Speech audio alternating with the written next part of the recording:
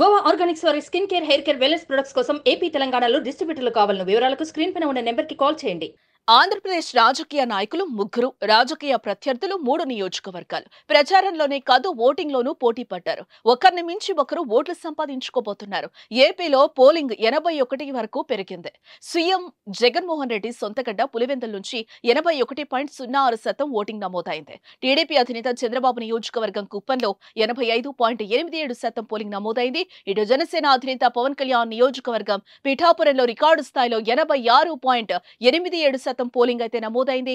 చంద్రబాబు జగన్ నియోజకవర్గాల్లో కన్నా పవన్ కళ్యాణ్ పోటీ చేసిన పిఠాపురంలోనే ఎక్కువగా పోలింగ్ నమోదైనట్లుగా తెలుస్తోంది.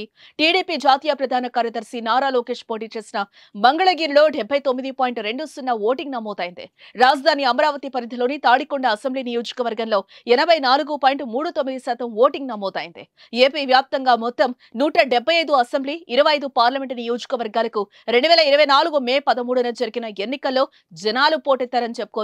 కొన్ని చెదురుమదురు సంఘటనల మధ్య పోలింగ్ సుమారు 81% ఉండొచ్చని ఎన్నికల కమిషన్ అంటోంది. మే 13న ఉదయం మొదలైన పోలింగ్ సాయంత్రం 6 గంటలకు ఓటింగ్ ముగియాల్సి ఉన్నప్పటికీ ఆ టైంకు పోలింగ్ బూతుల వద్ద క్యూ లైన్లో ఉన్న ఓటర్లు తమ ఓటు హక్కును వినియోగించుకునే వీలు కల్పించారు. దీంతో పోలింగ్ ఘనంగా నమోదైనట్లుగా తెలుస్తోంది. ఈ క్రమంలోనే పిఠాపురంలోనూ పోలింగ్ 86.87% నమోదవ్వడం గమనార్హం.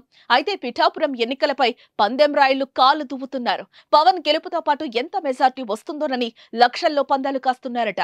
జనసేనానికి 30,000 లోపు మాత్రమే మెజార్టీ వస్తుందని, కాదు 50,000 మెజార్టీ వస్తుందని పందాలు కాస్తున్నట్లుగా సమాచారం. చూద్దాం, ఎవరి మెజార్టీ ఏంతో తెలియాలంటే జూన్ 4 వరకు ఆగాల్సిందే మరి.